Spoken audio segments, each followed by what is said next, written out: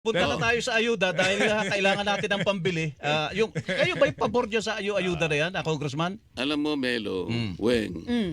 Joel, ang ayuda talagang kailangan ng tao doon sa tamang pagkakataong dapat mong ibigay.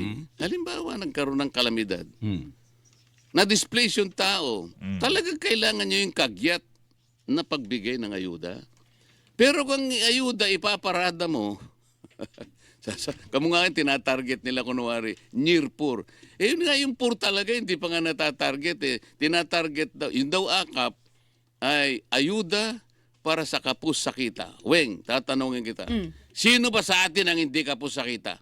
Abay, lahat tayo Paano mo naghihirap. i-determine, pumunta sila sa isang komunidad, pinalinya nila yung mga tao o grupo ng mga tao, etong mga taong ito kanya kapusakita. Paano mo nalaman na sila lang ang kapusakita? Relative yun eh.